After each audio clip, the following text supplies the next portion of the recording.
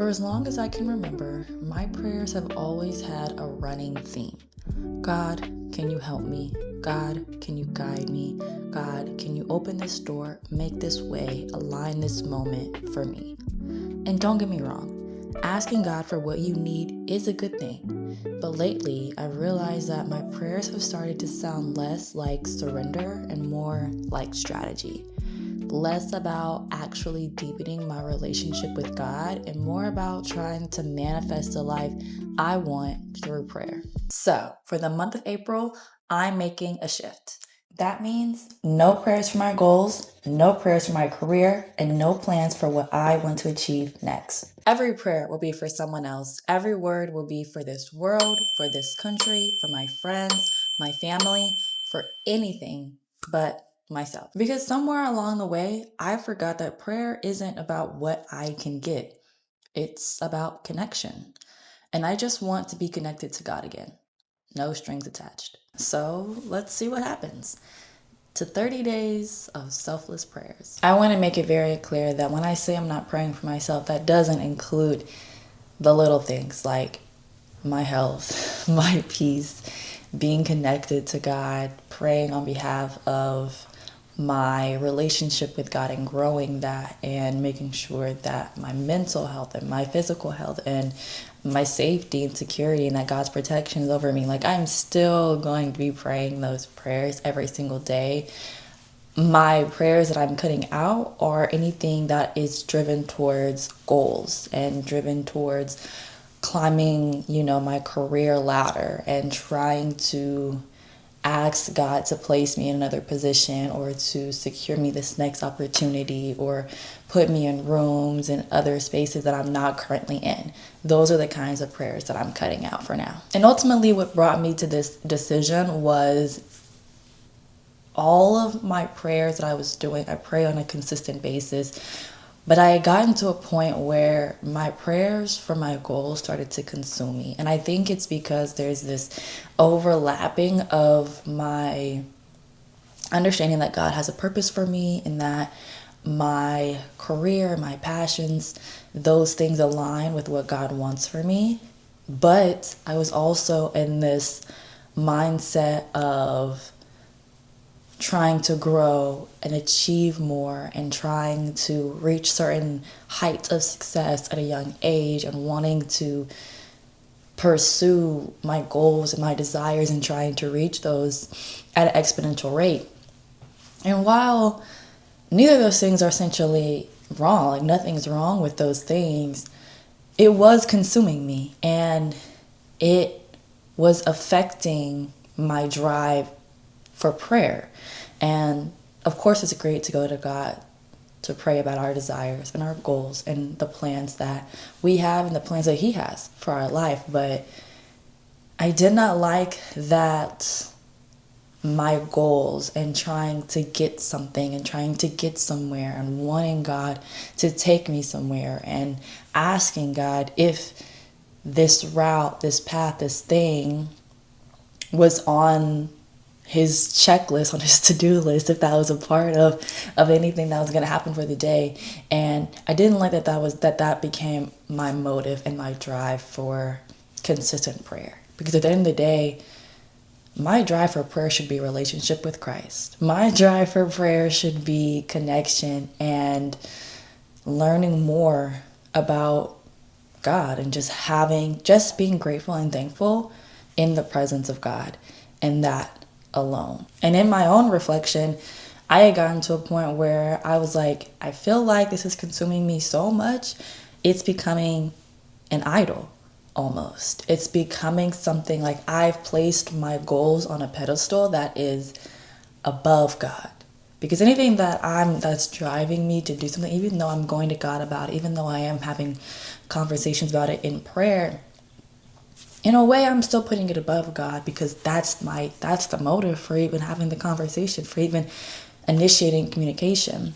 And that's not right. When I got to a point where it was affecting me, it was affecting my mental, it was affecting how I think, I was like, all of this feels like strategy. It doesn't feel like communication, connection. It doesn't feel like me talking to my father about my life. It sounds like me sitting down at a desk with a business partner trying to strategize my life goals and my life plans. And I was like, I'm gonna cut it out. I'm just gonna cut it out. Because at the end of the day, my needs are met. Like, when I sit down and when I lay my head down on my pillow at night and I think about all of my needs, every box is checked. Everything that I need, God has provided above and beyond. And so anything that I'm praying for is simply a want. It's simply a want. I'm content with where I am. However, in my prayers, you wouldn't know that. In my prayers, you wouldn't know that, because it was a constant asking for something. And not even like I was asking for things, those material things, but it was all about career and my drive and my goals. And we live in a society where it's like, get the money, grind, chase your dreams, try to be a millionaire by 22. Like, all of those things are a big part of our society. And the messaging within social media and media at large. And so those thoughts are in the back of my head as well. Like, I'm where I am. Like, what can I do to get to the next level? I'm going to God. Like, I like where I am, but where's my next? Let's go to my next. Instead of even being content and happy with my current, which God blessed me with the ability to even be at, mind you. So after realizing that, like, God has gone above and beyond, all of my needs are met, even the things that I wanted like a year ago, even the things on my want list, God provided above and beyond that. Yet here I am sitting in discontentment over things that God didn't have to do. God didn't have to do. And so I was like, in order to really put myself in check, in order to really course correct myself and bring myself back in right alignment with my relationship with Christ, I was like, let me just cut all this out. We are just going to completely cut out the prayers for goals and career and what's next and achievements and promotions. We're just cutting all that out, because again, like I said, I'm happy with where I am. Like, when I really sit and think about my life, I'm happy with where I am. I don't need anything more.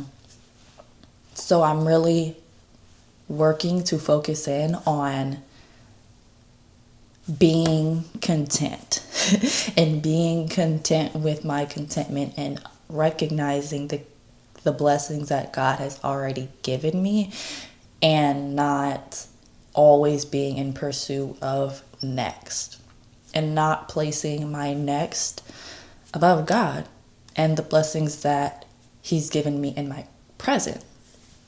And so, like I said, all of my prayers, I want to utilize the time that I typically would be praying about my goals and things of that such, to utilize that time to pray for other people who are not in the same positions that I am, to pray for this country, to pray for my family, to pray, and not just like God bless my family, but to be specific, the way that I'm specific about the things that I want, going deep into prayer about the specifics of any of the needs of my family, of my friends, of my relationships. And even what sparked that idea was watching a TikTok where the person was talking about, if God blessed you with every single thing that you pray for that day, what would your world look like? Like, would you have the job? Would you have the car, the house, the money, the things?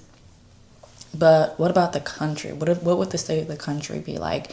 What would your family be like? Would your family have anything, or would you just have everything?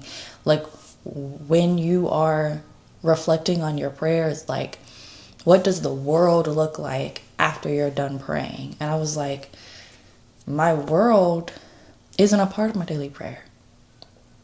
And it's like, I don't want to be I don't want to be a selfish Christian where all of my prayers are solely about me, my relationship with God, getting to the money, getting to the bag, like leveling up in life, and then dying and going to heaven because I received salvation. Like, yes, You want to have a relationship with God. You want to be saved. You want to know that you're going to spend eternity with Christ. But as a Christian, my responsibility is also to impact and positively impact this country and the world that I live in. And if none of my prayers are a reflection of that, that is an issue.